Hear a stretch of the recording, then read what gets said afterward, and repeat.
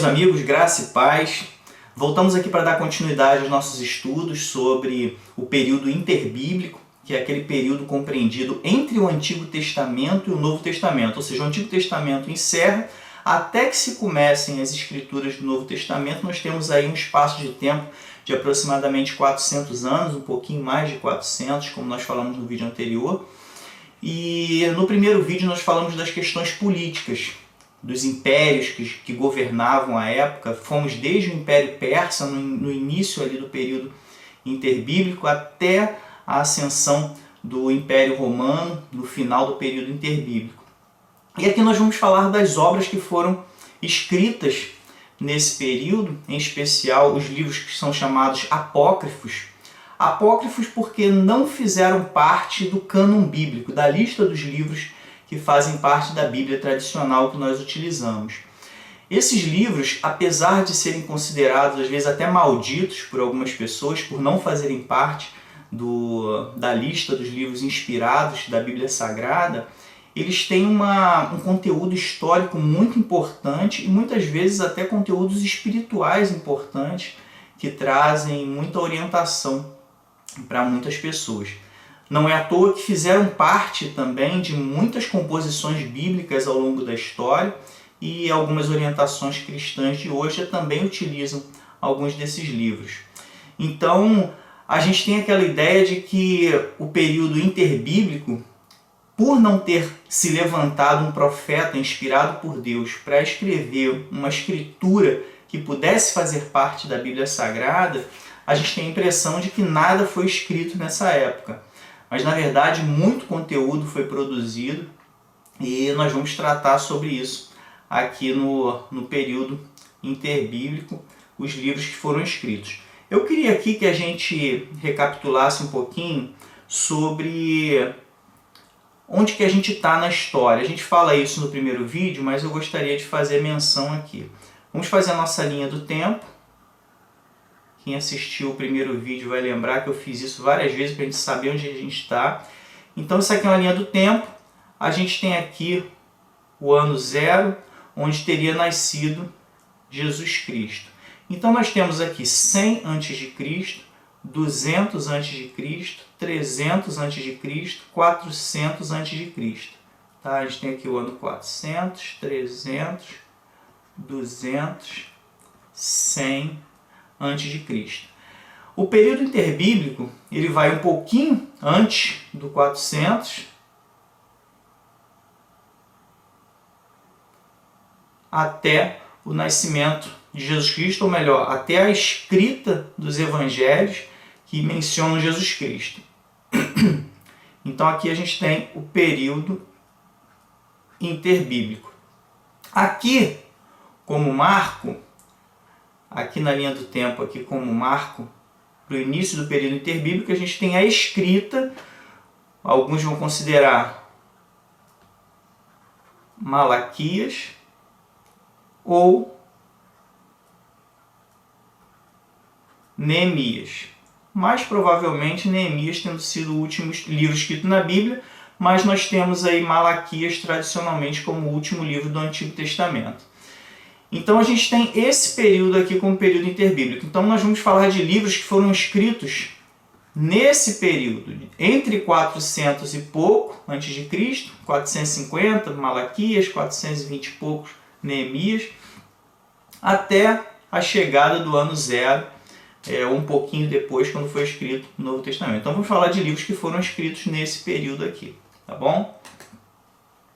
A gente tem aqui na literatura a grande parte dos livros apócrifos. Tá? Então nós temos primeira ou terceira Esdras, depende da composição bíblica, depende da fonte que nós utilizarmos, alguns vão colocar como primeira, outros como terceira. Segunda ou quarta Esdras, Tobias, Judite, o restante do livro de Esther, né? Porque Esther originalmente está na Bíblia canônica. A gente tem Sabedoria de Salomão, a gente tem o livro Eclesiástico, Baruque, Epístola de Jeremias, a canção dos três filhos santos, a história de Susana, Bel e o Dragão, 1 Macabeus e 2 Macabeus. Tá? Nós vamos falar um pouquinho sobre cada um deles, o que eles tratam, só para a gente ter um panorama do conteúdo de cada um. tá? Primeira Esdras, ele vai contar a história bíblica de Isaías a Esdras, que nós temos, né, esses livros de Isaías até Esdras, nós temos na Bíblia canônica, então vai contar esse período aí, que vai desde Isaías até Esdras, ou Esdras, né, como alguns pronunciam. Esse livro vai falar sobre um debate na corte de Dário I. Dário foi um rei persa muito importante, um dos principais reis da Pérsia. E nós temos também menção à convocação de Zorobabel para a corte de Dário por conta da sabedoria dele, né? Então isso aqui é o conteúdo do livro de Esdras, tá?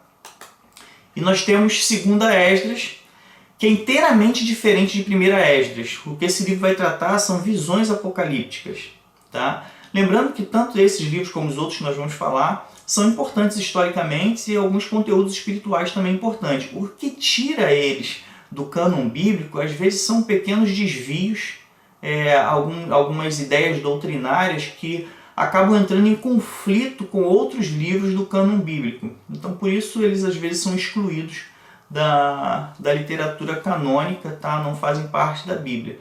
Mas é como se a gente comparasse com livros que são lidos hoje em dia, né? Não são livros malditos, livros do diabo, que são condenados, nós seremos condenados se a gente ler livro apócrifo, não. Tá? Tem conteúdo muito importante, histórico, que a gente não deve considerar eles como livros inspirados, porque alguns conteúdos acabam conflitando com livros que nós consideramos como livros inspirados por Deus. Tá? Mas tem conteúdo muito rico, muito importante. E vale essa menção aqui. Tá? Então aqui a gente tem primeira Esdras, segunda Esdras, que são livros bem diferentes, apesar de terem o mesmo nome. Tá? E continuando, a gente tem aqui o livro de Tobias. Tobias foi um piedoso judeu que permaneceu fiel à sua fé na idólatra Nínive. A gente conhece a cidade de Nínive, uma cidade muito cruel, que teria sido condenada no livro de Jonas da Bíblia. Né? Jonas teve que pregar em Nínive e ele mesmo não quis pregar lá porque ele conhecia a cidade bem e achava que deveria ser condenado. Enfim, só ler o livro de Jonas que a gente já vai entender bem sobre essa cidade, a preocupação que havia, mas Deus quis salvar aquela cidade. E Tobias seria um piedoso, um homem que, mesmo morando lá na cidade de Nínive, ele conseguiu permanecer fiel. E é um ensinamento muito grande, né? Hoje nós temos atrocidades se compararmos ao que Deus espera de nós na nossa sociedade, e a gente pode sim nos permanecer fiéis em meio a esse caos de desvios da palavra de Deus. Ele foi orientado pelo arcanjo Rafael, expulsou demônios de uma jovem e acabou se casando com ela. É um fato do livro de Tobias. E ele também cura a cegueira do seu pai, né? Pela fé dele, com o contato que ele tem com Deus, há essa manifestação de cura na vida do próprio pai. A gente tem também o livro de Judite, um outro livro apócrifo, em que uma judia matou o inimigo da sua pátria, ou seja, ela seduz ele com a beleza dele para poder salvar a pátria dela, né? Ela vivia numa cidade judia chamada Betúlia. Tá? Esse é o conteúdo do livro de Judite. Quem tiver interesse aí de buscar, esses livros podem ser encontrados até na internet ou mesmo fazendo composição a sites que contêm bíblias que inserem esses livros, né? Dependendo da orientação doutrinária da igreja. Alguns desses livros podem ser encontrados facilmente na internet, quem tiver curiosidade de ler. A gente tem aqui o restante do livro de Esther, lembrando que Esther está na Bíblia tradicional que nós utilizamos, e existe um suplemento canônico a Esther, que não está na nossa Bíblia, mas pode ser encontrado em outras composições da Bíblia. Esse suplemento ele vai conter orações da rainha Esther, né, e seu parente próximo que a gente já conhece, que é Mordecai, ou Mardoqueu, dependendo do momento da leitura. Sabedoria de Salomão, um outro livro apócrifo, que ele vai mencionar louvores à sabedoria, a imortalidade dos justos, o castigo dos ímpios. vai falar sobre a origem da loucura, da idolatria e o cuidado de Deus por Israel. Esse é o conteúdo do livro Sabedoria de Salomão. A gente tem aqui o livro Eclesiástico, tá? Ele conta a sabedoria de Jesus, Jesus filho de Siraque, né? Em alguns lugares vai estar escrito Siraque com CH no final, tá? É um livro de sabedoria judia, em que contém virtudes da sabedoria e do temor a Deus, tá? O nome dele remete a ser o livro da igreja, então é fácil a gente encontrar esse livro em algumas formações bíblicas de outras igrejas, né? Eclesiástico vem de eclesia, que significa igreja, e esse livro ele foi utilizado historicamente em algumas igrejas cristãs. Baruque é um livro também bastante conhecido, é uma mensagem dos judeus do exílio, né? Os judeus que foram para o exílio teriam compartilhado um conteúdo aos compatriotas que ficaram na Judéia. Então ele contém uma oração para confissão de pecados e pedido de misericórdia, como se fosse uma orientação para aqueles que não foram para o exílio, e é um conteúdo bastante interessante, bastante conhecido em algumas composições bíblicas, mas que nós consideramos ele como um livro apócrifo. Epístola de Jeremias. Ele vai ter advertência aos exilados contra a idolatria. Então, a gente tem aquele pessoal que foi exilado e eles recebem orientações em relação a práticas idólatras. E ele foi escrito aos israelitas que estavam prestes a serem levados ao cativeiro. Então, o indivíduo estava prestes a se tornar um cativo. Então ele recebe algumas orientações sobre a conduta dele lá no local do cativeiro. A gente tem a canção dos três filhos santos, né? A canção de Sadraque, Mesaque e Abednego, que a gente conhece esses personagens aí no livro de Daniel. E a Septuaginta, ela insere esse livro em Daniel, tá? A gente falou no outro vídeo sobre a Septuaginta. Para quem não vai assistir o outro vídeo, acho que vale aqui a gente mencionar o que é a Septuaginta, tá? A Septuaginta, o nome significa 70, tá? Mas é na verdade 72. Tá? Septuaginta vem de 70, mas na verdade são 72 sábios. É uma tradução bíblica. É uma tradução bíblica composta e tendo uma composição bíblica que foi escrita por 72 sábios, ou seja, 6 sábios de cada tribo. São 12 tribos de Israel.